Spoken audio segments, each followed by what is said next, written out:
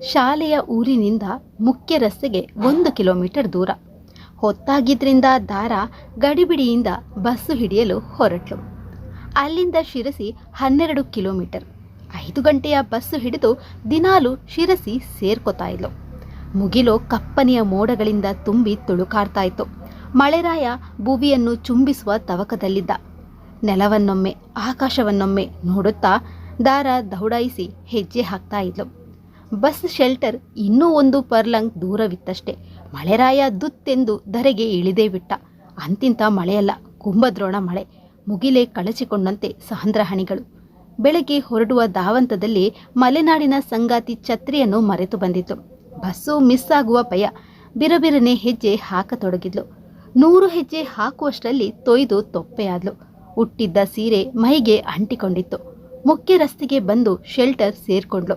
ಅಲ್ಲಿ ಕೆಲವೊಂದಿಷ್ಟು ಜನ ಬಸ್ಸಿಗಾಗಿ ಕಾಯ್ತಾ ಇದ್ರು. ಮೇಡಮ್, ಶಿರಸಿ ಕಡೆಗಿನ ಬಸ್ಸು ಈಗಷ್ಟೇ ಹೋಯ್ತು ಎಂದರು ಒಬ್ಬರು. ಅವಳೆದೆ ದಸಕ್ಕೆಂದಿತು. ಹೌದೇ ಎಂದ ಅವಳ ದನಿ ಬಾಯಿಯಲ್ಲೇ ಉಡುಗಿ ಹೋಯಿತು. ಮುಂದಿನ ಬಸ್ 6 ಗಂಟೆಗೆ. ಶೆಲ್ಟರ್ನ ಮೂಲೆಯಲ್ಲಿ ನಿಂತುಕೊಂಡು ಬಟ್ಟೆ ಕೂದಲನ್ನು ಒದರಿಕೊಳ್ಳತೊಡಗಿದ್ಲು. ಚೀಲದಲ್ಲಿದ್ದ ನ್ಯಾಪ್ಕಿನ್ ತೆಗೆದು ಮುಖ ಒರೆಸಿಕೊಳ್ಳುತ್ತಾ ಬಸ್ ಮಿಸ್ ಆಗಿದ್ದಕ್ಕೆ ತನ್ನನ್ನೇ ಹಳೆದುಕೊಳ್ಳತೊಡಗಿದ್ಲು. ಅಷ್ಟರಲ್ಲಿ ಸಿರಸಿಯ ಕಡೆಯಿಂದ ಬಸ್ಸೊಂದು ಬಂದಿತು. ಶೆಲ್ಟರ್ನಲ್ಲಿದ್ದ ಜನರೆಲ್ಲರೂ ಸುರಿತಾ ಇದ್ದ ಮಳೆಯನ್ನೂ ಲೆಕ್ಕಿಸದೆ ಬಸ್ಸನ್ನು ಏರಿದ್ರು. ಉಳಿದದ್ದು ದಾರ ಒಬ್ಳೆ. ಮಳೆ ದೋ ಎಂದು ಸುರಿಯುತ್ತಲೇ ಇತ್ತು. ಆಗಾಗ ಗುಡುಗುಡು ಎಂದು ಆರ್ಭಡಿಸುತ್ತಿದ್ದ ಗುಡುಗು, ಕಣ್ಣು ಕೋರೈಸುವಂತಿದ್ದ ಮಿಂಚು ಎದೆ ಜಲ್ಲೆನಿಸುವಂತಿತ್ತು. ಅತಂತ್ರತೆ ಭಯವೆಂಬ ಹುಳುವನ್ನು ಅವಳ ಎದೆಯಲ್ಲಿ ಬಿಟ್ಟು ಮುಂದಿನ ಬಸ್ ಬರುವುದೋ ಇಲ್ವೋ ಎಂಬ ಅಳುಕು ಧೈರ್ಯವನ್ನು ಅಲುಗಾಡಿಸತೊಡಗಿತು. ಆರಾಯ್ತು, ಬಸ್ ಬರಲಿಲ್ಲ. ವರುಣದೇವ ಧರೆಗೆ ಇಳಿಯುವುದಕ್ಕೆ ಮೊದಲೇ ಸೂರ್ಯದೇವ ಕಾಣೆಯಾಗಿದ್ದರಿಂದ ಗವ್ವೆನ್ನುವ ಕತ್ತಲು ಜಗತ್ತನ್ನು ತನ್ನ ತೆಕ್ಕೆಯೊಳಗೆ ಎಳೆದುಕೊಳ್ಳತೊಡಗಿತ್ತು. ಜೀರುಂಡೆಗಳ ಸದ್ದು ಭಯ ಹುಟ್ಟಿಸುವಂತಿತ್ತು. ಮಳೆಯ ಅಬ್ಬರ ಕಡಿಮೆ ಆಗಿರಲಿಲ್ಲ. ಮಲೆನಾಡಿನ ಮಳೆಯ ಗಮ್ಮತ್ತು ಧಾರಾಳ ಮನದ ಅರಿವಿಗೆ ಯಾವಾಗಲೋ ಬಂದಿತ್ತು. ದೋ ಎಂದು ಸುರಿಯಲು ಶುರುವಾದರೆ ತಾಸುಗಟ್ಲೆ ದಿನಗಟ್ಲೆ ಸುರಿಯುತ್ತಲೇ ಇರ್ತಾ ಇತ್ತು. ಧಾರಾಳ ಎದೆಯಲ್ಲಿ ಆತಂಕ ಅವಳ ಎದೆಯನ್ನು ಇರಿಯತೊಡಗಿತು. ನಾನಿಲ್ಲಿ ಒಂಟಿ ಹೆಣ್ಣು, ಕಾಡು ಪ್ರಾಣಿಗಳು ಆಕ್ರಮಣ ಮಾಡಿದರೆ ಎದೆ ಜಲ್ಲೆಂದಿತು.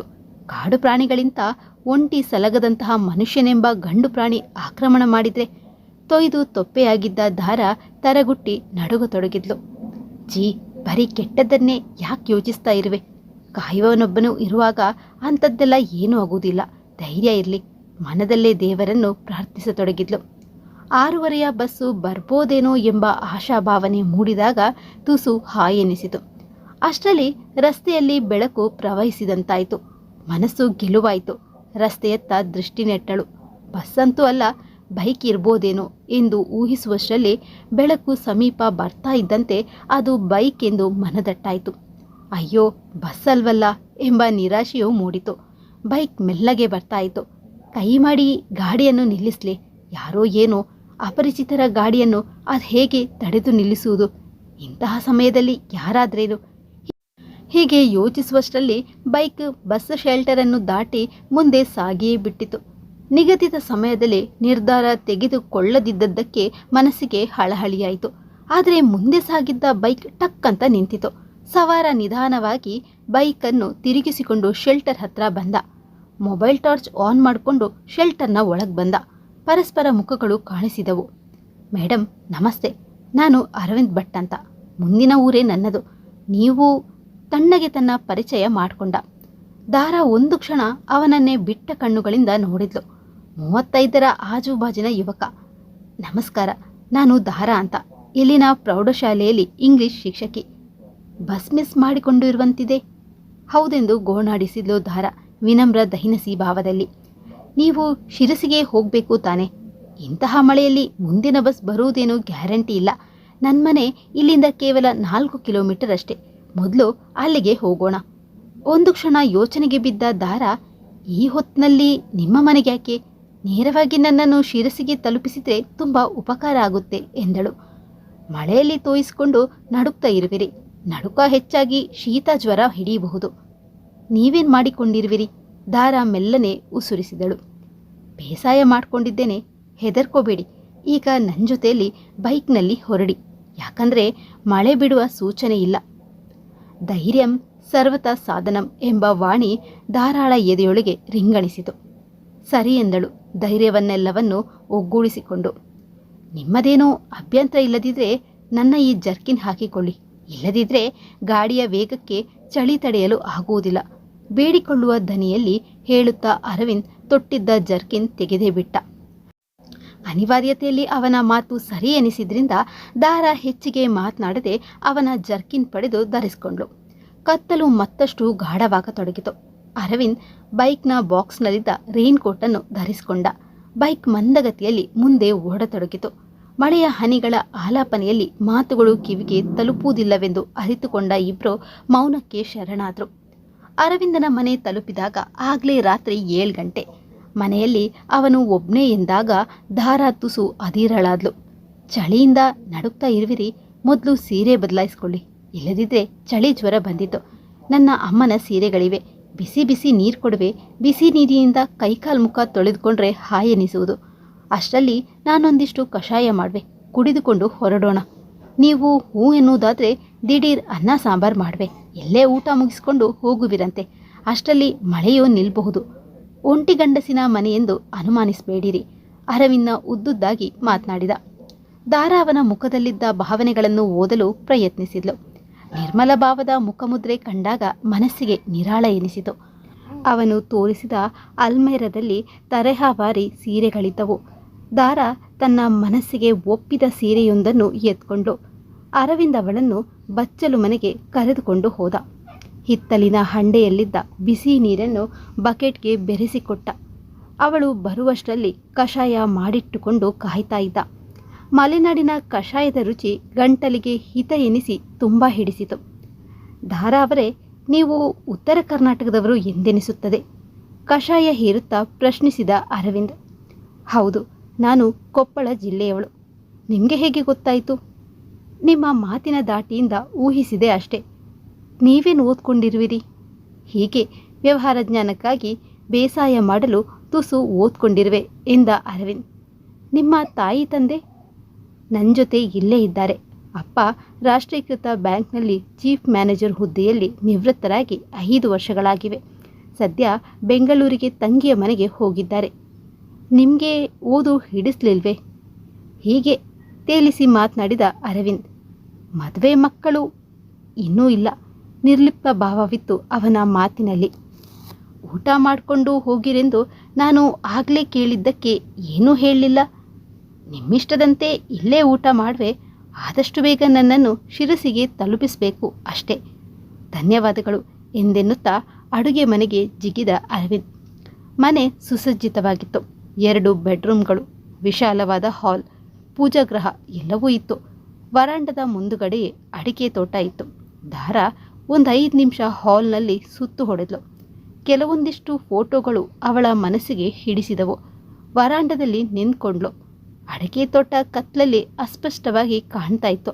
ಮಳೆರಾಯ ಅಂತಿಮ ಚರಣ ಹಾಡಿದ್ದ. ಮನಸ್ಸಿಗೆ ನಿರಾಳ ಎನಿಸಿತು. ಅಡುಗೆ ಮನೆಗೆ ಹೆಜ್ಜೆ ಹಾಕತೊಡಗಿದಾಗ ಕುಕ್ಕರ್ ಸೀಟಿ ಹೊಡೆಯತೊಡಗಿತು. ಅರವಿಂದ್ ಜೊತೆ ಅಡುಗೆ ಕೆಲಸಕ್ಕೆ ಕೈ ಜೋಡಿಸಿದ್ಲು. ಅರವಿಂದ್ ಮತ್ತು ದಾರಾ ಜೊತೆಯಾಗಿ ಊಟಕ್ಕೆ ಕುಳಿತರು. ತಾನು ಹೊಸಬಳಾಗಿದ್ದರೂ ಈ ಮೊದಲೇ ಪರಿಚಯ ಇದೆ ಎಂಬಂತೆ ಮನೆಗೆ ಕರೆದುಕೊಂಡು ಬಂದು ಆದರಾತಿಥ್ಯ ನೀಡುತ್ತಿರುವುದಕ್ಕೆ ಮನಸಾರೆ ಧನ್ಯವಾದ ಹೇಳಿದ್ಲು ದಾರಾ. ನನ್ನ ಸ್ಥಾನದಲ್ಲಿ ಯಾರಿದ್ರೂ ಇದನ್ನೇ ಮಾಡ್ತಾ ಇದ್ರಲ್ವೇ? ಮಾನವರಾಗಿ ಮಾನವ ಧರ್ಮ ಪಾಲಿಸ್ತಿದ್ರೆ ಹೇಗೆ? ವಿನಮ್ರವಾಗಿ ಹೇಳಿದ ಅರವಿಂದ್. ಅವನ ಮಾತಿಗೆ ಮಲ್ಲಿಗೆಯಂತೆ ಅರಳಿತು ಧಾರಾಳ ಮುಖ. ಊಟದ ಜೊತೆಗೆ ಮಾತುಗಳು ಕಳೆಗಟ್ಟಿದ್ದವು. ನೌಕರಿಗಾಗಿ ನಿಮ್ಮ ಕಡೆಯವರು ಈ ಕಡೆಗೆ ಬರುವುದು ತುಂಬ ವಿರಳ ಅಲ್ವೇ? ಕೇಳಿದ ಅರವಿಂದ್. ನನಗೆ ಮೊದಲಿನಿಂದಲೂ ಪ್ರಕೃತಿ, ಮಲೆನಾಡ ಸೀರೆ ಅಂದರೆ ತುಂಬ ಇಷ್ಟ. ಏನೋ ಈ ಕಡೆಗೆ ಪೋಸ್ಟಿಂಗ್ ಸಿಕ್ಕಿತು, ಬಂದುಬಿಟ್ಟೆ ಎಂದಳು ದಾರಾ. ಇಂಗ್ಲಿಷ್ ಶಿಕ್ಷಕಿ ಅಂದರೆ ನಿಮ್ಮದು MA ಇಂಗ್ಲಿಷ್ ಜೊತೆಗೆ BEd ಆಗಿರಬೇಕಲ್ವೇ? ಹೌದು. ಇರಲಿ, ನೀವ್ಯಾಕೆ ಸುಳ್ಳು ಹೇಳಿದ್ರಿ ಎಂದು ಕೇಳಿದ್ಲು. ಸುಳ್ಳ? ಅದೇನು ಎಂದು ತಡವರಿಸಿದ. BE ಮಾಡಿಕೊಂಡಿದ್ರೂ ಬೇಸಾಯ ಮಾಡಿಕೊಂಡಿರಲು ತುಸು ಓದಿದ್ದೇನೆ ಎಂದು ಹೇಳಿದರೆ, ಆದರೆ ಹಾಲ್ನಲ್ಲಿರುವ ನಿಮ್ಮ ಡಿಗ್ರಿ ಸರ್ಟಿಫಿಕೇಟ್ ಸತ್ಯ ಹೇಳ್ತಾ ಇದೆಯಲ್ಲ. BE ಉದರ ಪೋಷಣೆಗೆ ಸಾಥ್ ನೀಡಲಿಲ್ವಲ್ಲ, ಅದಕ್ಕೆ ಹಾಗೆ ಹೇಳಿದೆ. ಅಂದರೆ BE ನಂತರ ನಿಮಗೆ ಕೆಲಸ ಸಿಗಲಿಲ್ವೇ? ಸಿಕ್ಕಿತ್ತು. 8 ವರ್ಷ ಬೆಂಗಳೂರಿನ ಸಾಫ್ಟ್ವೇರ್ ಕಂಪನಿಯೊಂದರಲ್ಲಿ ಕೆಲಸ ಮಾಡಿದೆ. ಕೆಲಸದಲ್ಲಿನ ಒತ್ತಡ ಆರೋಗ್ಯದ ಮೇಲೆ ಪರಿಣಾಮ ಬೀರತೊಡಗಿತು. ಯಾಕೋ ಬೇಸರ ಎನಿಸಿತು, ಬಿಟ್ಬಿಟ್ಟೆ. ಭೂತಾಯಿಯ ಚೆಲುವಿನಲ್ಲಿ ಒಲವು ಹೆಚ್ಚಾಯಿತು. ಕೃಷಿ ಕೈ ಬೀಸಿ ಕರೆಯಿತು, ಬಂದುಬಿಟ್ಟೆ ಎಂದ. ಮತ್ತೆ ಮದುವೆ ಮಾಡ್ಕೊಳ್ಳಿಲ್ವೇ?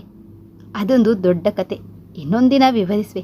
ಸದ್ಯ ಈಗ ಆರಾಮವಾಗಿ ಊಟ ಮಾಡಿ. ಆಗಲೇ 9 ಗಂಟೆಯಾಗ್ತಾ ಇದೆ. ನಿಮ್ಮನ್ನು ಸುರಕ್ಷಿತವಾಗಿ ನಿಮ್ಮ ಮನೆಗೆ ತಲುಪಿಸಿದಾಗಲೇ ನನ್ನ ಮನಸ್ಸಿಗೆ ನೆಮ್ಮದಿ ಎಂದ ಅರವಿಂದ್. ದಾರಾ ಒತ್ತಾಯಿಸಲಿಲ್ಲ. ಸಮಯ ಬೇರೆ ಓಡ್ತಾ ಇತ್ತು. ಊಟ ಮುಗಿಯುತ್ತಲೇ ಇಬ್ಬರು ಹೊರಟರು. ದಾರಾ ಏನೋ ಜ್ಞಾಪಿಸಿಕೊಂಡವಳಂತೆ, ನಾನು ಉಟ್ಕೊಂಡಿರುವ ನಿಮ್ಮ ಅಮ್ಮನ ಸೀರೆ ಸದ್ಯ ನನ್ನ ಜೊತೆಗೆ ಇರುವುದಾದರೆ ಓಕೆನಾ ಎಂದು ಕೇಳಿದ್ಲು. ನೋ ಪ್ರಾಬ್ಲಮ್, ಇನ್ನೊಮ್ಮೆ ಇಲ್ಲಿಗೆ ಬರುವಾಗ ತನ್ನಿ ಎಂದ. ಬಾಗಿಲಿಗೆ ಬಂದಾಗ, ಹೌದು, ನೀವು ಏನೇನು ಕೃಷಿ ಮಾಡಿಕೊಂಡಿರುವಿರಿ ಎಂದು ಪ್ರಶ್ನಿಸಿದಳು ದಾರಾ. ಮನೆಯ ಮುಂದಿನ ಈ 6 ಎಕರೆಯ ಅಡಿಕೆ ತೋಟ ಪಿತ್ರಾರ್ಜಿತ ಆಸ್ತಿ. ಅಪ್ಪಾಜಿಗೆ ಕೃಷಿಯಲ್ಲಿ ತುಂಬ ಆಸಕ್ತಿ ಇತ್ತು. ಆದರೆ ಬ್ಯಾಂಕಿನ ಕರ್ತವ್ಯದ ನಿಮಿತ್ತ ಇತ್ತ ಕಡೆಗೆ ಗಮನ ಹರಿಸಲು ಆಗಲಿಲ್ಲ. ನನಗೂ ಕೃಷಿ ಎಂದರೆ ಚಿಕ್ಕವನಿದ್ದಾಗಿನಿಂದ ಒಲವಿತ್ತು. ಈ ತೋಟಕ್ಕೆ ಅಂಟಿಕೊಂಡ ನಮ್ಮ ಚಿಕ್ಕಪ್ಪನವರ ತೋಟದ ಮನೆ ಇದೆ. ಇನ್ನೊಮ್ಮೆ ಬಂದಾಗ ಅಲ್ಲಿಗೆ ಹೋಗೋಣ. ಈಗ ಹೊರಡೋಣ, ಹೊತ್ತಾಗ್ತಾ ಇದೆ. ಅರವಿಂದ್ ಬಾಗಿಲಿಗೆ ಬೀಗ ಹಾಕಿ ಬೈಕ್ ಹತ್ರ ಹೊರಟ. ಇಲ್ಲಿ ನಿಮ್ಮ ಜೀವನ ಅರಳಿದೆಯೇ? ಅವನ ಜೊತೆಗೆ ಹೆಜ್ಜೆ ಹಾಕುತ್ತಾ ದಾರಾ ಕೇಳಿದ್ಲು. ನಗುನಗುತ್ತಾ ಬದುಕನ್ನು ಸ್ವೀಕರಿಸಿದಾಗ ನಗುವ ಜೀವನವನ್ನು ಅರಳಿಸುತ್ತದೆ ಎಂದು ದಾರ್ಶನಿಕರು ಹೇಳಿದ್ದಾರೆ. ನಾನಿಲ್ಲಿ ನೆಮ್ಮದಿಯ ಜೀವನ ಸಾಗಿಸ್ತಾ ಇದ್ದೇನೆ. ಎಡೆರುತೊಡರುಗಳು ಇದ್ದದ್ದೇ, ಅವುಗಳ ಜೊತೆಗೆ ಜೀವನ ಅಲ್ವೇ? ಹಾಗಿದ್ರೆ ಸಮಸ್ಯೆಗಳನ್ನು ಎದುರಿಸುತ್ತಾ ಸಾಫ್ಟ್ವೇರ್ ಕಂಪನಿಯಲ್ಲಿ ಕೆಲಸ ಮುಂದುವರಿಸಬಹುದಿತ್ತಲ್ವಾ ಎಂದು ಕೇಳಬಹುದು. ಒತ್ತಡಗಳಿದ್ದರೂ ಪ್ರಕೃತಿಯ ಮಡಿಲಲ್ಲಿ ಡಾಳಾಗಿ ಕಾಣುವುದಿಲ್ಲ. ಇಲ್ಲಿ ಕೈ ತುಂಬ ಕೆಲಸ, ಕಣ್ತುಂಬ ನಿದ್ದೆ. ಅರವಿಂದನ ಮಾತುಗಳನ್ನು ಕೇಳಿಸಿಕೊಳ್ಳುತ್ತಾ ದಾರಾ ಬೈಕ್ ಏರಿದ್ಲು. ಬೈಕ್ ಹೆಡ್ಲೈಟ್ ಬೆಳಗುತ್ತಾ ಮುಂದೆ ಸಾಗಿತು. ದಾರಾಳ ಮನೆಯ ಮುಂದೆ ಬೈಕ್ ನಿಂತಿತು. ಅವಳು ಬೈಕ್ನಿಂದ ಇಳಿದು ಅರವಿಂದನಿಗೆ ಮನೆಯೊಳಗೆ ಬರಲು ಒತ್ತಾಯಿಸಿದ್ಲು. ಹೊತ್ತಾಗಿದೆ, ಇಂದು ಬೇಡ ಎಂದೆನ್ನುತ್ತಾ ಅರವಿಂದ್ ಗಾಡಿ ತಿರುಗಿಸಲು ಮುಂದಾದ. ದಾರಾ ಮತ್ತೊಮ್ಮೆ ಅವನಿಗೆ ಧನ್ಯವಾದ ಹೇಳಿದ್ಲು. ಪರಸ್ಪರ ಮೊಬೈಲ್ ನಂಬರ್ ತೆಗೆದುಕೊಂಡ್ರು. ಶುಭರಾತ್ರಿ ವಿನಿಮಯವಾಯಿತು. ಆತ್ಮೀಯವಾಗಿ ದಾರಾ ಅವನಿಗೆ ಕೈ ಆಡಿಸಿದ್ಲು. ಅರವಿಂದ್ ಹೊರಟು ಹೋದ. ಅದೊಂದು ರವಿವಾರದ ದಿನ. ಬೆಳಗ್ಗೆ 8ಕ್ಕೆಲ್ಲ ಅರವಿಂದ್ ದೇವಸ್ಥಾನಕ್ಕೆ ಬಂದಿದ್ದ. ಪ್ರಾಂಗಣದಲ್ಲಿ ಅವನಿಗೊಂದು ಅಚ್ಚರಿ ಕಾದಿತ್ತು. 2 ವಾರಗಳ ಹಿಂದೆ ಭೇಟಿಯಾಗಿದ್ದ ದಾರಾ ಕಂಡಳು. ಇಬ್ಬರ ಎದೆಯಲ್ಲೂ ಸಂತಸದ ಕಿಣಿಕಿಣಿ ನಾದ. ಅರವಿಂದ್ ಬಿಟ್ಟ ಕಂಗಳಿಂದ ಅವಳನ್ನೇ ದಿಟ್ಟಿಸಿದ. ಕ್ಷಮಿಸಿ, ನಿಮ್ಮ ಅಮ್ಮನ ಈ ಸೀರೆ ತುಂಬ ಇಷ್ಟ ಆಯಿತು. ಮತ್ತೊಮ್ಮೆ ಉಡಬೇಕು ಅಂತ ಅನಿಸಿತು. ಇಂದು ದೇವಸ್ಥಾನಕ್ಕೆ ಉಟ್ಟುಕೊಂಡು ಬಂದಿರುವೆ ಎಂದಳು ಸಂಕೋಚದಿಂದ. ಚೇಚೆ, ಅದಕ್ಕಾಕೆ ಕ್ಷಮೆ ಕೇಳಬೇಕು? ಪರವಾಗಿಲ್ಲ, ಈ ಸೀರೆ ನಿಮಗೆ ತುಂಬ ಒಪ್ಪುತ್ತದೆ ಎಂದು ಅವಳನ್ನೇ ದಿಟ್ಟಿಸಿದ. ಗುಲಾಬಿ ಬಣ್ಣದ ಸೀರೆಯಲ್ಲಿ ಮುದ್ದು ಮುದ್ದಾಗಿ ಕಾಣುತ್ತಿದ್ದ ದಾರಾ ದೇವಲೋಕದ ಅಪ್ಸರೆಯಂತೆ ಕಂಡಳು ಅವನಿಗೆ. ಅವಳ ಮೈಬಣ್ಣ ಚೆಲುವಿನಿಂದ ಸೀರೆಗೆ ಮೆರುಗು ಬಂದಿದ್ದರೆ, ಚೆಂದದ ಸೀರೆಯಿಂದ ದಾರಾಳ ಸೌಂದರ್ಯಕ್ಕೂ ಮೆರುಗು ಬಂದಿತ್ತು. ಕಣ್ಣೋಟದಲ್ಲೇ ಪರಸ್ಪರ ಮೆಚ್ಚಿಕೊಳ್ಳುತ್ತಾ ಜೊತೆ ಜೊತೆಯಾಗಿ ಗರ್ಭಗುಡಿಯತ್ತ ಹೆಜ್ಜೆ ಹಾಕಿದ್ರು. ಭಕ್ತಿ ಭಾವದಿಂದ ದೇವಿಗೆ ಶಿರಸಾಷ್ಟಾಂಗ ನಮಸ್ಕಾರ ಸಲ್ಲಿಸಿ ಪ್ರಸಾದ ಸ್ವೀಕರಿಸಿ ಪುನೀತರಾದೆವೆ ಎಂಬ ಭಾವದಲ್ಲಿ ಇಬ್ಬರು ಹೊರಗೆ ಬಂದು ಪ್ರಾಂಗಣದಲ್ಲಿ ಕಣ್ಮುಚ್ಚಿಕೊಂಡು ಕುಳಿತು ಧ್ಯಾನಸಸ್ಥರಾದರು. 5 ನಿಮಿಷದ ನಂತರ ಅರವಿಂದ್ ಕಣ್ತೆರೆದು ದಾರಾಳೆಡೆ ದೃಷ್ಟಿ ಹರಿಸಿದಾಗ ಅವಳಿನ್ನೂ ಕಣ್ತೆರೆದಿರಲಿಲ್ಲ. ಅವಳನ್ನೇ ದಿಟ್ಟಿಸಿದ. ಹಣೆಯ ಮೇಲಿನ ಪಟ್ಟೆ ವಿಭೂತಿ ತುಂಬಿದ ಕೆನ್ನೆಗಳಿಗೆ ವಿಶಿಷ್ಟ ಮೆರುಗು ನೀಡಿದ್ದು ಅವನ ಮನಸ್ಸಿಗೆ ತಾಗಿತು. ದಿವ್ಯ ಪ್ರಭಾವಳಿ ಅವಳನ್ನು ಸುತ್ತುವರಿದು ಅಪೂರ್ವ ಕಳೆಯೊಂದು ಮುಖದಿಂದ ಹೊರಹೊಮ್ಮುತ್ತಿರುವಂತಹ ಭಾಸ ಅವನಿಗಾಯಿತು. ತೇಟ್ 12ನೇ ಶತಮಾನದ ಅಕ್ಕ ಮಹಾದೇವಿಯಂತೆ ಕಂಡಳು ದಾರಾ. ನಿಮ್ಮನ್ನು ಕಾಯಿಸ್ಬಿಟ್ಟೆ, ಅದೇನು ಅರ್ಜೆಂಟ್ ಕೆಲಸ ಇತ್ತೋ ಏನೋ? ಧ್ಯಾನಸ್ಥ ಭಾವದಿಂದ ಹೊರಬಂದ ದಾರಾ ಕೇಳಿದಾಗ ಅವಳನ್ನೇ ನೋಡ್ತಾ ಇದ್ದ ಅರವಿಂದ್ ಗಲಿಬಿಲಿಗೊಂಡ. ಅಂಥದ್ದೇನೂ ಕೆಲಸ ಇಲ್ಲ, ಅಮ್ಮನವರ ದರ್ಶನಕ್ಕೆಂದೇ ಬಂದೆ. ಅದರ ಜೊತೆಗೆ ನಿಮ್ಮ ದರ್ಶನವೂ ಆಯಿತು. ನಿಮಗೇನೂ ವಿಶೇಷ ಕೆಲಸ ಇಲ್ಲದಿದ್ದರೆ ನನ್ನ ಜೊತೆಗೆ ಬನ್ನಿ, ತೋಟವನ್ನು ಸುತ್ತಿಸುವೆ ಎಂದು ಅವಳ ಪ್ರತಿಕ್ರಿಯೆಗಾಗಿ ಅವಳ ಮುಖವನ್ನೇ ದಿಟ್ಟಿಸಿದ. ದಾರಾಳ ದೃಷ್ಟಿ ಕೈಗಾಡಿಯಾರದತ್ತ ಹರಿಯಿತು. ಸಮಯ ಆಗಿನ್ನೂ ಬೆಳಗಿನ 9 ಗಂಟೆ. ಒಪ್ಪಿಗೆ ಇದೆ ಎಂಬಂತೆ ಅವಳು ಗೋಣಾಡಿಸಿದಾಗ ಅರವಿಂದನ ಕಣ್ಣುಗಳಲ್ಲೂ ಮಿಂಚಿನ ಹೊಳಪಿತ್ತು. ನಿಮ್ಮದು ಬೆಳಗಿನ ತಿಂಡಿ ಆಗಿದೆಯೇ? ಅವನನ್ನು ಕೇಳಿದ್ಲು. ಇನ್ನೂ ಇಲ್ಲ, ನಿಮ್ಮದು ಆಗಿರ್ಲಿಕ್ಕಿಲ್ಲ. ನೀವು ಹೆಣ್ಮಕ್ಕಳು ಪೂಜೆ ಪುರಸ್ಕಾರಗಳ ನಂತರ ಅಷ್ಟೇ ತಿಂಡಿ ತಿನ್ನೋದು ಅಲ್ವಾ ಎಂದು ತಮಾಷೆ ಮಾಡಿದ. ಇಬ್ಬರು ಹೋಟೆಲ್ ಒಂದರಲ್ಲಿ ತಿಂಡಿ ತಿಂದರು. ಅರವಿಂದ್ ಬೈಕ್ ತೋಟದ ಮನೆಯತ್ತ ಸಾಗಿತು. ಪ್ರಯಾಣದುದ್ದಕ್ಕೂ ರಸ್ತೆ ಬದಿಯ ವನಸಿರಿಯನ್ನು ಕಣ್ಮಣಗಳಲ್ಲಿ ತುಂಬಿಕೊಂಡು ಖುಷಿ ಅನುಭವಿಸ್ತಾ ಇದ್ಲು ಧಾರಾ. ಒಬ್ಬನೇ ಇದ್ದಾಗ ಹೇಗೆಂದರೆ ಹಾಗೆ ಬೈಕ್ ಓಡಿಸ್ತಾ ಇದ್ದ ಅರವಿಂದ್ ಈಗ ತುಂಬ ಎಚ್ಚರಿಕೆಯಿಂದ ಗಾಡಿ ಓಡಿಸತೊಡಗಿದ. ತಗ್ಗು ದಿನ್ನೆಗಳಲ್ಲಿ ನಿಧಾನವೇ ಪ್ರಧಾನ ಎಂಬ ಮಾತು ಅವನನ್ನು ಎಚ್ಚರಿಸ್ತಾ ಇತ್ತು. ಬಹುದಿನಗಳ ನಂತರ ಅವನು ಜಾಲಿ ಮೂಡ್ನಲ್ಲಿದ್ದ. ನಿಮ್ಮ ಅಪ್ಪ ಅಮ್ಮ ಊರಿನಿಂದ ವಾಪಸ್ ಬಂದರೆ? ಅವರು ಬರಲು ಇನ್ನೂ 2 ತಿಂಗಳಾಗಬಹುದು, ಅರವಿಂದ್ ಹೇಳಿದಾಗ ದಾರಾ ಮಾತು ಬೆಳೆಸಲಿಲ್ಲ. ಅರವಿಂದ ಧಾರಾಳ ಮನದಿಚ್ಛೆಯಂತೆ ಮೊದಲು ತೋಟವನ್ನೆಲ್ಲ ಸುತ್ತಾಡಿಸಿಕೊಂಡು ಬಂದ. ಅಡಿಕೆ 2 ತಿಂಗಳಲ್ಲಿ ಕೊಯ್ಲಿಗೆ ಬರುವುದರಲ್ಲಿತ್ತು. ಇಳಿಬಿದ್ದಿದ್ದ ಗೊಂಚಲು ಅಡಿಕೆ ಗೊನೆಗಳನ್ನು ಕಂಡಾಗ ಧಾರಾಳ ಹರ್ಷೋದ್ಗಾರ ಮೇರೆ ಮೀರಿತ್ತು. ಅಡಕೆ ಬೆಳೆಯ ಬಗ್ಗೆ ಅರವಿಂದನ ವಿವರಣೆ ಸುದೀರ್ಘವಾಗಿ ಸಾಗಿತ್ತು. ಚಿಕ್ಕಪ್ಪನ ಮನೆಗೆ ಕರೆದುಕೊಂಡು ಹೋಗಿ ಪರಿಚಯ ಮಾಡಿಕೊಟ್ಟ. ಅವರೊಂದಿಗಿನ ಉಭಯ ಕುಶಲೋಪರಿಯಲ್ಲಿ ಧಾರಾ ಖುಷಿ ಹಂಚಿಕೊಂಡ್ಳು. ಮನೆಗೆ ಬಂದಾಗ 12 ಗಂಟೆ. ಹಸುವಿನ ತುಪ್ಪದಲ್ಲಿ ತಯಾರಿಸಿದ್ದ ಮಲೆನಾಡಿನ ಸ್ಪೆಷಲ್ ಹಲ್ವದ ರುಚಿ ಸವಿದಳು. ಇಬ್ಬರೂ ಸೇರಿ ಮಧ್ಯಾಹ್ನದ ಅಡುಗೆಯ ತಯಾರಿಗೆ ನಿಂತರು. ಅರವಿಂದನ ಮದುವೆ ಬಗ್ಗೆ ಕುತೂಹಲ ಇದ್ದ ಧಾರಾ ಊಟದ ಸಮಯದಲ್ಲಿ ಪ್ರಸ್ತಾಪಿಸಿದಾಗ, ಸದ್ಯ ಊಟ ಮಾಡಿ ನಂತರ ಕುಳಿತು ಮಾತನಾಡೋಣ ಎಂದ. ನಿಮ್ಮದು ಬಹುಮುಖ ಪ್ರತಿಭೆ. ಮೂಲತಃ ಇಂಜಿನಿಯರ್, ಕೃಷಿಯಲ್ಲಿ ಪರಿಣಿತರು, ಪಾಕ ಪ್ರವೀಣರು, ನಳ ಮಹಾರಾಜರು, ಭೀಮಸೇನನಿಗಿಂತ 1 ಕೈ ಮೇಲು, ಮಾಸ್ಟರ್ ಆಫ್ ಆಲ್ ಜೀನಿಯಸ್ ಎಂದೆಲ್ಲ ಹೊಗಳಿದ್ಲು. ನಿಮ್ಮ ಹೊಗಳಿಕೆಗೆ ಮಿತಿ ಇಲ್ವೇನು ಎಂದು ಬಾಯಲ್ಲಿ ಹೇಳಿದ್ರು ಒಳಗೊಳಗೆ ಖುಷಿಯಿಂದ ಬೀಗಿದ ಅರವಿಂದ್. ಊಟ ಮುಗಿಯುತ್ತಲೇ ಧಾರಾ ಮತ್ತೊಮ್ಮೆ ಜ್ಞಾಪಿಸುವುದಕ್ಕಿಂತ ಮೊದಲೇ ಅರವಿಂದ್ ತನ್ನ ಕಥಾನಕದ ಸುರುಳಿ ಬಿಚ್ಚಿದ. ಸೋದರತ್ತೆಯ ಮಗಳು ವಿಶಾಖಳನ್ನು ಇಷ್ಟಪಟ್ಟಿದ್ದೆ, ಪ್ರೀತಿಸಿದ್ದೆ. ಅವಳು ನನ್ನಂತೆ BE ಪದವೀಧರೆ. ಅವಳಿಗೂ ನನ್ನ ಮೇಲೆ ಒಲವಿತ್ತು. ಪದವಿ ಮುಗಿತಾ ಇದ್ದಂತೆ ಅವಳು ಬೆಂಗಳೂರಿನಲ್ಲಿ ಕೆಲಸಕ್ಕೆ ಸೇರಿಕೊಂಡ್ಳು. ಕೆಲಸಕ್ಕೆ ಸೇರಿದ ತುಸು ದಿನಗಳಲ್ಲೇ ನನ್ನ ಬಗೆಗಿನ ಅವಳ ನಿಲುವು ಬದಲಾಗತೊಡಗಿತು. ಒಂದಿನ ನಾನೇ ಅವಳಿಗೆ ಪ್ರಪೋಸ್ ಮಾಡಿದೆ. ಅದಕ್ಕೆ ಅವಳು, ಅರು, ನನಗೂ ನಿನಗೂ ಗೆಳೆತನ ಇದೆ, ಆದರೆ ನಾನೆಂದು ನಿನ್ನನ್ನು ಪ್ರೀತಿಸಲಿಲ್ಲ. ನೀನು ಸುಮ್ಮನೆ ನನ್ನ ಬಗ್ಗೆ ಕನಸು ಕಟ್ಕೋಬೇಡ ಎಂದು ಖಾರವಾಗಿ ಹೇಳಿ ತನಗೆ ಇಷ್ಟ ಇಲ್ಲ ಎಂದು ವಿಶಾಖ ಮುಖಕ್ಕೆ ಹೊಡೆದಂತೆ ಹೇಳಿ ನಿರ್ದಯಿಯಾಗಿ ತಿರಸ್ಕರಿಸಿ ಬಿಟ್ಲು. ಇದು ಒಂದು ಅಧ್ಯಾಯ ಎಂದು ಮೌನಕ್ಕೆ ಶರಣಾದ ಅರವಿಂದನ ಮುಖದಲ್ಲಿ ನಿರ್ಲಿಪ್ತ ಭಾವವಿತ್ತು. ವಿಶಾಖಳ ನೆನಪಲ್ಲೇ 1 ವರ್ಷ ದೇವದಾಸನಂತೆ ಕಳೆದೆ. ಅಪ್ಪನ ಸಹೋದ್ಯೋಗಿಯೊಬ್ಬರ ಗೆಳೆಯನ ಮಗಳ ಪ್ರಸ್ತಾಪ ಬಂದಿತು. ಅನುಷಾ ನನ್ನಂತೆ ಟೆಕ್ಕಿನೇ. ಅಂತೂ ಆ ಸಂಬಂಧ ಕುದುರಿತು. ಅನುಷಾಳ ತಂದೆ ಬೆಂಗಳೂರಿನಲ್ಲಿ ಶ್ರೀಮಂತ ವಾಣಿಜ್ಯೋದ್ಯಮಿ. ಅನುಷಾಳೊಡನೆ ನಿಶ್ಚಿತಾರ್ಥ ವಿಜೃಂಭಣೆಯಿಂದ ಜರುಗಿತು. ಅನುಷಾ ಹೈಯಲ್ಲೇ ಹೈಫೈ. ಪಾಶ್ಚಾತ್ಯ ಉಡುಗೆಗಳು ಅವಳ ಮೈಗೆ ಅಂಟಿಕೊಂಡಿರ್ತಾ ಇದ್ದವು. ಶಾಪಿಂಗ್ ಪ್ರಿಯೆ, ಕೊಳ್ಳುಬಾಕುತನದ ಪ್ರವೃತ್ತಿಯ ಅವಳು ಬೇಕದ್ದು ಬೇಡವಾದದ್ದನ್ನೆಲ್ಲ ಖರೀದಿಸ್ತಾ ಇದ್ಲು. ನನ್ನ ಡೆಬಿಟ್ ಕಾರ್ಡ್, ಕ್ರೆಡಿಟ್ ಕಾರ್ಡ್ಗಳಿಂದ ದುಡ್ಡನ್ನು ಮುಲಾಜಿಲ್ಲದೆ ಪೀಕಿಸಿದ್ಲು. ಮದುವೆಗೆ ಮುಂಚೆ ರೆಸಾರ್ಟ್ಗಳಿಗೆ ಹೋಗಿ ಏಕಾಂತದಲ್ಲಿ ಜಾಲಿಯಾಗಿದ್ದು ಬರೋಣ ಎಂದ್ಲು. ನನಗೆ ಸರಿ ಅನ್ನಿಸ್ಲಿಲ್ಲ. ಮದುವೆಗೆ ಮುಂಚೆ ಅಂತಹ ಮೋಜು ಮಸ್ತಿ ಬೇಡ. ಸ್ವಾತಂತ್ರ್ಯ, ಸ್ವೇಚ್ಛಾರಕ್ಕೆ ಎಡೆ ಮಾಡಿಕೊಡ್ಬಾರ್ದು. ನೈತಿಕತೆಯ ಅಧಪತನಕ್ಕೆ ನಾಂದಿ ಹಾಡುವುದು ಬೇಡ. ಹಿರಿಯರ ಸದ್ವಿಚಾರ ಸಂಸ್ಕಾರಗಳಂತೆ ನಡೆದು ಖುಷಿ ಅನುಭವಿಸೋಣ ಎಂದ ನನ್ನ ಉಪದೇಶ ಅವಳಿಗೆ ಹಿಡಿಸಲಿಲ್ಲ. ಮದುವೆಗೆ 1 ತಿಂಗಳು ಬಾಕಿ ಇತ್ತು. ಮದುವೆ ಮುರಿದುಕೊಂಡ್ಲು. ಹಿರಿಯರ ಮಧ್ಯಸ್ಥಿಕೆ ಯಶಸ್ವಿಯಾಗಲಿಲ್ಲ. ಹೀಗೆ 2ನೇ ಪ್ರೀತಿಯು ಸಮಾಧಿಯಾಯಿತು. ಕೆಲಸದ ಒತ್ತಡ, ಬೇಸರ ಇವುಗಳಿಂದ ಮೌನದ ಚಿಪ್ಪಿನೊಳಗೆ ಸೇರಿಕೊಳ್ಳತೊಡಗಿದೆ. ಕೃಷಿಯಲ್ಲಿ ತೊಡಗಿಸಿಕೊಳ್ಬೇಕೆಂಬ ಹಂಬಲ ಎದೆಯೊಳಗೆ ಚಿಗುರತೊಡಗಿತ್ತು. ಪ್ರಕೃತಿಯ ಮಡಿಲಲ್ಲಿ ಇದ್ದುಕೊಂಡು ನನ್ನ ಎದೆಯೊಳಗಿನ ನೋವನ್ನು ಮರಿಬೇಕು ಅಂದ್ಕೊಂಡೆ. ಆಗ ಇನ್ನೊಂದು ಪ್ರಪೋಸ್ ಬಂದಿತು. ಅದು ನಮ್ಮ ಶಿರಸಿಯಿಂದಲೇ. ಹುಡುಗಿ BA B.Ed ಮಾಡಿಕೊಂಡು ಶಿರಸಿಯ ಖಾಸಗಿ ಶಾಲೆಯೊಂದರಲ್ಲಿ ಟೀಚರ್ ಆಗಿದ್ಲು. ಸೌಪರ್ಣಿಕ ಬಳುಕುವ ಬಳ್ಳಿ.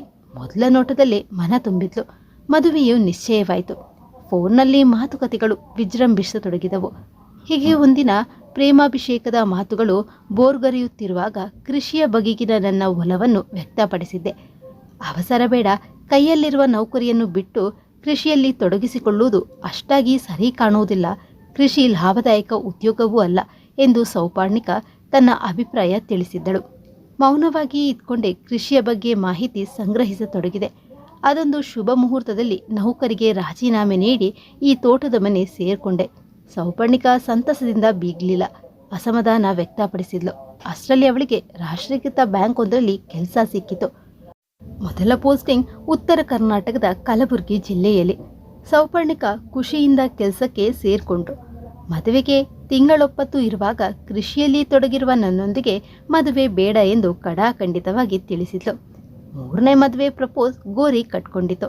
ನಾನು ಅಂತರ್ಮುಖಿಯಾಗತೊಡಗಿದೆ. ಕೃಷಿಯಲ್ಲಿ ನೋವನ್ನು ಮರೆತು ಮುಂದೆ ಸಾಗ್ತಾ ಇದ್ದೇನೆ. ಅರವಿಂದ್ ಮಾತಿಗೆ ಮಂಗಳ ಹಾಡಿದಾಗ ಮೌನ ಆವರಿಸಿತು. ತುಸು ಹೊತ್ತಿನವರೆಗೆ ಧಾರಾಳಿಂದಲೂ ಮಾತುಗಳು ಹೊರಬರಲಿಲ್ಲ. ಅವಳ ಎದೆಯಲ್ಲಿ ಕಾರ ಕಲಿಸಿದ ಅನುಭವ ಮನ ವೇದನೆಯಿಂದ ಮರುಗತೊಡಗಿತು. ಅರೆ, ನನ್ನ ಕತೆ ಕೇಳಿ ನೀವು ತುಂಬ ಡಲ್ಲಾಗಿ ಬಿಟ್ರಲ್ಲ. ಅದೆಲ್ಲ ಒಂದು ಕೆಟ್ಟ ಕನಸು ಎಂದು ಭಾವಿಸಿ ನಾನಿಲ್ಲಿ ಜೀವನೋತ್ಸವ ಕಂಡುಕೊಂಡಿದ್ದೇನೆ. ನಗು ನಗುತ್ತಾ ಜೀವನ ಸಾಗಿಸ್ತಾ ಇದ್ದೇನೆ. ಇದು ನನ್ನದೊಬ್ಬನದೇ ಕಥೆಯಲ್ಲ. ನೌಕರಿಗೆ ಸೇರಿಕೊಳ್ಳದೆ ಕೃಷಿಯಲ್ಲಿ ತೊಡಗಿಕೊಂಡಿರುವ ಇಲ್ಲಿನ ಅನೇಕ ಯುವಕರ ಕತೆ ಇದೇ ಆಗಿದೆ. 40 ಮದುವೆಯಾಗದವರು ಸಾಕಷ್ಟು ಜನರಿದ್ದಾರೆ. ನಮ್ಮಲ್ಲಿಯ ಯುವತಿಯರಿಗೆ ಅವರ ಹೆತ್ತವರಿಗೆ ನೌಕರಿ ಮಾಡುವ ಹುಡುಗರೇ ಬೇಕು. ಅರವಿಂದನೇ ಮೌನ ಮುರಿದ. ಎದೆಯೊಳಗೆ ಸುಡುವ ಕೆಂಡಾನ ಇಟ್ಕೊಂಡು ಏನೂ ಆಗಿಲ್ಲವೆಂಬಂತೆ ನಗುನಗುತ್ತಾ ಬಾಳನ್ನು ಕಟ್ಕೊಂಡಿರುವ ನೀವೇ ಗ್ರೇಟ್. ಅಂತರಂಗವನ್ನು ಅರಿತು ನಡೆಯುವ ಹುಡುಗಿಯೊಬ್ಬಳು ಆದಷ್ಟು ಬೇಗ ನಿಮಗೆ ಜೊತೆಯಾಗಲಿ ಎಂದು ತುಂಬು ಹೃದಯದಿಂದ ಹಾರೈಸುವೆ. ನಿಮ್ಮ ಕೃಷಿ ಕಾಯಕ ಯಶಸ್ವಿಯಾಗಿ ಸಾಗಲಿ. ದಾರ ನಗುಮೊಗದಿಂದ ಹೇಳಿದಾಗ ಬಿಗುವಿನ ವಾತಾವರಣ ತುಸು ತಿಳಿಯಾಯಿತು. ವರ್ಷಗಳು 2 ಕಳೆಯುವಷ್ಟರಲ್ಲಿ ದಾರ ಮಲೆನಾಡಿನ ವಾತಾವರಣಕ್ಕೆ ಹೊಂದ್ಕೊಂಡು ಮಲೆನಾಡಿನವಳೇನೋ ಎಂಬಂತಾದಳು. ಅರವಿಂದನ ಕುಟುಂಬಕ್ಕೆ ಒಳ್ಳೆಯ ಸ್ನೇಹಿತೆಯಾಗಿ ಬಿಟ್ಟಳು. ರಜೆಯ ದಿನಗಳಲ್ಲಿ ಇಬ್ಬರ ಸುತ್ತಾಟಕ್ಕೆ ರಂಗೇರುತ್ತಿತ್ತು. ಧಾರಾಳಿಗೆ ಶಿರಸಿಯ ಸುತ್ತಲಿನ ಸ್ಥಳ ದರ್ಶನ ಮಾಡಿದ ಅರವಿಂದ್ ಮೇಲಿಂದ ಮೇಲೆ ಅರವಿಂದನ ಮನೆಗೆ ಎಡತಾಕುತ್ತಿದ್ದ ದಾರ ಅವನ ತಾಯಿ ತಂದೆಗೆ ಮನೆಯ ಹುಡುಗಿ ಎಂಬಂತಾದಳು. ಇವನ ತಾಳ್ಮೆ, ಸಂಯಮ, ನಡತೆ, ಆತ್ಮೀಯ ಪವಿತ್ರ ಹಾವಭಾವ ನನ್ನ ಮನಸ್ಸಿನೊಳಗೆ ಪ್ರತಿಧ್ವನಿಸತೊಡಗಿವೆ. ವಿನಮ್ರ ಭಾವದ ಸಾತ್ವಿಕ ಮನುಷ್ಯ. ನಾನಾಗ್ಲಿ ಅವನಾಗ್ಲಿ ಬಾಯಿ ಬಿಟ್ಟು ಏನನ್ನೂ ಹೇಳದಿದ್ರೂ ಅವನಂತೂ ನನ್ನ ಎದೆಯೊಳಗೆ ಇಣುಕುತ್ತಿದ್ದಾನೆ. ಪ್ರೀತಿಯ ಕನಸುಗಳಿಗೆ ಬಣ್ಣ ತುಂಬುತ್ತಾ ಇದ್ದಾನೆ. ಅವನ ಹೆತ್ತವರು ಆತ್ಮೀಯರೆನಿಸತೊಡಗಿದ್ದಾರೆ. ದಾರ ಅರವಿಂದನ ಪ್ರತಿ ನಡತೆಯಲ್ಲಿ ಮೆಚ್ಚುಗೆ ಕಂಡುಕೊಳ್ಳತೊಡಗಿದಳು. ಧಾರಾಳಿಗೆ ನನ್ನ ಮೇಲೆ ಪ್ರೀತಿ ಮೂಡಿರಬಹುದೇ? ಛೇ, ಇರ್ಲಿಕ್ಕಿಲ್ಲ. 2 ವರ್ಷಗಳ ನಿರ್ಮಲ ಸ್ನೇಹದಲ್ಲಿ ಅವಳೆಂದು ಪ್ರೀತಿ ಪ್ರೇಮದ ಬಗ್ಗೆ ಮಾತಾಡಿಲ್ಲ. ದೂರದ ಬಯಲು ಸೀಮೆಯವಳು. ನೌಕರಿ ಅಂತ ಇತ್ತ ಬಂದಿದ್ದಾಳೆ. ಮುಂದಿನ ವರ್ಗಾವಣೆಯಲ್ಲಿ ತನ್ನೂರಿನ ಕಡೆಗೆ ಪೋಸ್ಟಿಂಗ್ ತೆಗೆದುಕೊಳ್ಳಬಹುದು. ನನಗೂ ಕೃಷಿಯ ನಂಟು. ಇದು ನಂಟು ಬೇಸೆಯುವ ಗೆಳೆತನಲ್ಲ, ಬರೀ ಸ್ನೇಹ ಅಷ್ಟೇ. ಸ್ನೇಹಕ್ಕೆ ಧಕ್ಕೆ ಬರದಂತೆ ನೋಡ್ಕೊಳ್ಳೋದು ನನ್ನ ಕರ್ತವ್ಯ. ಆದರೂ ಇವಳು ನನ್ನ ಎದೆಯಲ್ಲಿ ಬತ್ತಿರುವ ಪ್ರೀತಿ ಪ್ರೇಮದ ಸೆಲೆಗಳಿಗೆ ಜೀವ ತುಂಬಿ ಪ್ರೇಮ ಸಂಜೀವಿನಿ ಆಗ್ತಾ ಇರುವಳಲ್ವೇ? ಅರವಿಂದನ ತಲೆಯಲ್ಲೂ ಹೀಗೆ ಹಲವಾರು ಯೋಚನೆಗಳು ಸುಳಿದು ಮನಸ್ಸನ್ನು ಚಂಚಲಗೊಳಿಸ್ತಾ ಇದ್ದರೂ ಮಾನಸಿಕ ಸಮತೋಲನ ಕಾಯ್ದುಕೊಳ್ಳತೊಡಗಿದ್ದ. ಈ ಹುಡುಗಿಯ ಪ್ರತಿಯೊಂದು ನಡೆ ನುಡಿ ಮೆಚ್ಚುವಂಥದ್ದೇ. ಸೀದಾಸಾದ ಮನಸ್ಸಿನ ಸರಳ ವ್ಯಕ್ತಿತ್ವದವಳು. ಇವಳಿಗೆ ನಮ್ಮ ಅರವಿಂದನ ಮೇಲೆ ಲವ್ ಆಗಿರಬಹುದೇ? ಎಗ್ಗಿಲ್ಲದೆ ಜೊತೆಯಾಗಿ ಸುತ್ತುತ್ತಿರುವಾಗ ಲವ್ ಆಗದೆ ಇದ್ದಿತೆ. ಆದರೆ ಇವನಾಗ್ಲಿ ಅವಳಾಗ್ಲಿ ಯಾವತ್ತೂ ಪ್ರೀತಿ ಪ್ರೇಮದ ಬಗ್ಗೆ ಮಾತೇ ಆಡಿಲ್ಲ. ಅದಕ್ಕೆ ಇಂಬು ಕೊಡುವಂತೆಯೂ ವರ್ತಿಸಿಲ್ಲ. ಇಬ್ಬರೂ ಒಳ್ಳೆ ಸ್ನೇಹಿತರು. ಒಂದು ವೇಳೆ ಇಬ್ಬರಲ್ಲೂ ಪ್ರೀತಿ ಮೊಳೆತಿದ್ದರೆ ನಮ್ಮ ಆರೂನ ಬಾಳು ಹಸನಾದಂತೆ. ಈಗಾದರೂ ಇವನಿಗೆ ಕಂಕಣ ಭಾಗ್ಯ ಕೂಡಿ ಬಂದರೆ ನಮ್ಮಷ್ಟು ಖುಷಿ ಪಡುವವರು ಯಾರೂ ಇರಲಿಕ್ಕಿಲ್ಲ. ಇವನಿಗೂ ಮದುವೆ ವಯಸ್ಸು ಮೀರ್ತಾ ಇರುವುದರಿಂದ ಮದುವೆಯೇ ಬೇಡ ಎನ್ನುತ್ತಿದ್ದಾನೆ. ಜಾತಿಯ ಬಗ್ಗೆ ನಮ್ಮದೇನು ತಕರಾರಿಲ್ಲ. ನಮಗಂತೂ ತುಂಬ ಇಷ್ಟ ಆಗಿದ್ದಾಳೆ. ಅವಳ ಮನಸ್ಸಿನಲ್ಲಿ ಏನಿದೆಯೋ ಇವನ ಮನಸ್ಸಿನಲ್ಲಿ ಏನಿದೆಯೋ ದೇವ್ರೇ, ನಮ್ಮ ಅರವಿಂದನನ್ನು ನೀನೇ ಹರಸಬೇಕು. ಹೀಗೆ ಸಾಕ್ತಾ ಇತ್ತು ಅರವಿಂದನ ತಾಯಿ ವೇದಾವತಿಯವರ ಯೋಚನಾ ಲಹರಿ. ಅಂದು ಆ ಊರಿನ ದೇವಸ್ಥಾನದಲ್ಲಿ ರಥೋತ್ಸವ. ಧಾರಾಳ ಇಚ್ಛೆಯ ಮೇರೆಗೆ ಅವಳ ತಾಯಿ ತಂದೆ ರಾಜಶೇಖರ್ ಸುಮ ಸಿರ್ಸಿಗೆ ಬಂದಿದ್ರು. ಮಧ್ಯಾಹ್ನ ಅರವಿಂದನ ಮನೆಯಲ್ಲಿ ಔತಣ. ನಂತರ ಎಲ್ಲರೂ ಸೇರಿಕೊಂಡು ಸಂಜೆಗೆ ದೇವರ ದರ್ಶನ ಪಡೆದು ರಥೋತ್ಸವವನ್ನು ಕಣ್ತುಂಬಿಕೊಳ್ಳುವ ಯೋಜನೆ ಇತ್ತು. ಹಬ್ಬದೂಟ ಸವಿದು ಎಲ್ಲರೂ ಮಾತಿಗೆ ಶುರುವಿಟ್ಟುಕೊಂಡರು. ದೇವರ ಕೃಪೆಯಿಂದ ಇಂದು ಎಲ್ಲರೂ ಇಲ್ಲಿ ಜೊತೆಗೂಡಿರುವುದು ಒಂದು ಯೋಗವೇ. ದಾರ, ನಿನ್ನೊಂದಿಗೆ ಒಂದಿಷ್ಟು ಮಾತನಾಡಬೇಕಿತ್ತು. ರಾಗ ಎಳೆಯುತ್ತಾ ವೇದಾವತಿ ಎಲ್ಲರ ಮುಖಗಳನ್ನು ದಿಟ್ಟಿಸತೊಡಗಿದರು. ಅಮ್ಮ, ಹೌದಾ? ಬಹಳ ದಿನಗಳಿಂದ ನಾನು ಒಂದು ವಿಷಯವನ್ನು ಪ್ರಸ್ತಾಪಿಸಬೇಕು ಎಂದುಕೊಂಡಿರುವೆ. ಧಾರಾಳು ತೊದಲುತ್ತಾ ಹೇಳಿದ್ಲು. ನಾನು ಒಂದು ಮಾತು ಹೇಳಬೇಕಿತ್ತು. ಅರವಿಂದನು ಮಾತಿಗೆ ಪೀಟಿಗೆ ಹಾಕಿದ. ಟಿವಿಯಲ್ಲಿನ ಧಾರಾವಾಹಿಗಳಲ್ಲಿನ ಪಾತ್ರಗಳಂತೆ ಎಲ್ಲರೂ ಒಬ್ಬರ ಮುಖ ಇನ್ನೊಬ್ಬರು ನೋಡಿಕೊಳ್ಳತೊಡಗಿದರು. ತುಸು ಹೊತ್ತಿನ ಮೌನದ ಆಧಿಪತ್ಯ. ಎಲ್ಲರ ಎದೆಗಳಲ್ಲಿ ಒಂಥರ ತವಕ. ಯಾರು ಹೇಗ್ ಮಾತಿಗೆ ಶುರುವಿಟ್ಟುಕೊಳ್ಳಬೇಕು ಎಂಬ ಗೊಂದಲ. ಕೊನೆಗೆ ಮೌನ ಮುರಿದವರು ಧಾರಾಳ ತಾಯಿ ಸುಮಾ. ನಿಮ್ಮೆಲ್ಲರ ಮನಸ್ಸಿನಲ್ಲಿ ಇರುವುದನ್ನು ನಾನು ಬಲ್ಲೆ. ಅರವಿಂದ್ ದಾರ ಪರಸ್ಪರ ಪ್ರೀತಿಸ್ತಾ ಇದ್ರೂ ಮನಸ್ಸನ್ನು ಬಿಚ್ಚಿಡ್ತಾ ಇಲ್ಲ. ಅವರಿಬ್ಬರ ಪ್ರೀತಿ ವೇದಾವತಿಯವರ ತಾಯಿ ಹೃದಯದ ಅರಿವಿಗೆ ಬಂದಿದ್ದರೂ ಪ್ರಸ್ತಾಪಿಸಲು ಹಿಂಜರಿಕೆ. ಪ್ರೀತಿಸುವ ಹೃದಯಗಳಿಗೆ, ಮನಸ್ಸುಗಳಿಗೆ ಪ್ರೋತ್ಸಾಹ ನೀಡುವುದು ಮಾನವ ಧರ್ಮ. ನಮ್ಮ ಕಡೆಯಿಂದ ಅರವಿಂದ್ ಧಾರಾಳ ಪ್ರೀತಿಗೆ ಮನಸಾರೆ ಒಪ್ಪಿಗೆ ಇದೆ. ನಿಮ್ಮ ಒಪ್ಪಿಗೆ ಇದ್ರೆ ಶುಭಸ್ಯ ಶೀಘ್ರಂ ಎನ್ನೋಣ ಎಂದೆನ್ನುತ್ತಾ ಸುಮಾ ವೇದಾವತಿ ಸುಬ್ರಹ್ಮಣ್ಯ ಅವರ ಕಡೆ ದೃಷ್ಟಿ ಹರಿಸಿದಳು. ಮತ್ತೆ ತುಸು ಹೊತ್ತಿನ ಮೌನಾಚರಣೆ. ವೇದಾವತಿ ಸುಬ್ರಹ್ಮಣ್ಯ ಮುಖ ನೋಡಿಕೊಂಡರೆ ದಾರಾ ಅರವಿಂದ್ ಪರಸ್ಪರ ದೃಷ್ಟಿ ಯುದ್ಧದಲ್ಲಿ ತಲ್ಲೀನರಾದರು. ಮತ್ತೆ ಎಲ್ಲರ ಎದೆಯಲ್ಲಿ ಕೌತುಕ. ಸುಮಾ, ನೀವು ನನ್ನ ಮನಸ್ಸಿನಲ್ಲಿ ಇದ್ದದ್ದನ್ನೇ ಹೇಳಿರುವಿರಿ, ನಮಗೂ ಒಪ್ಪಿಗೆ ಇದೆ ಎಂದು ವೇದಾವತಿ ಹೇಳುವಷ್ಟರಲ್ಲಿ, ಹಾಗಾದರೆ ನೀವು ಮಾತುಕತೆ ಮುಂದುವರಿಸಿರಿ. ನಿಮ್ಮ ಆಶೀರ್ವಾದ ಗಟ್ಟಿಯಾದ್ಮೇಲೆ ಇಲ್ಲಿ ನಮ್ಗೇನು ಕೆಲಸ? ಮನೆಯ ಮುಂದಿನ ಅಡಿಕೆ ತೋಟದಲ್ಲಿ ಮರಗಳನ್ನು ಸುತ್ತುತ್ತಾ ಒಂದಿಷ್ಟು ಡ್ಯುಯೆಟ್ ಹಾಡಿಕೊಳ್ಳುತ್ತೇವೆ ಎನ್ನುತ್ತಾ ಅರವಿಂದ್ ಹಾಗೂ ದಾರಾ ಜಿಂಕೆ ಮರಿಗಳಂತೆ ಜಿಗಿಯುತ್ತಾ ಹೊರಗೆ ಓಡಿದರು. ಏಕಾಂತದಲ್ಲಿ ಪರಸ್ಪರ ಬಿಗಿದಪ್ಪಿಕೊಂಡು ಆನಂದಿತ ರೇಖದಲ್ಲಿ ಸಂಭ್ರಮಿಸತೊಡಗಿದಾಗ ಅವರ ತುಂಟಾಟಕ್ಕೆ ನಾಚಿದ ಅಡಿಕೆ ಮರಗಳು ಬಾಗಿ ಬಳುಕಿ ಸುವಾಲೆಯಾಗತೊಡಗಿದವು. ಈ ಕತೆ ನಿಮಗೆ ಇಷ್ಟ ಆಗಿದೆ ಅಂತ ಅಂದ್ಕೊಂಡಿದ್ದೇವೆ. ಇಷ್ಟ ಆಗಿದ್ದರೆ ವಿಡಿಯೋಗೊಂದು ಲೈಕ್ ಹಾಗೂ ಕಮೆಂಟ್ ಮಾಡೋದನ್ನ ಮರಿಬೇಡಿ. ಹಾಗೆ ಪ್ಲೀಸ್ ಸಬ್ಸ್ಕ್ರೈಬ್ ಕೂಡ ಮಾಡ್ಕೊಳ್ಳಿ. ಧನ್ಯವಾದಗಳು.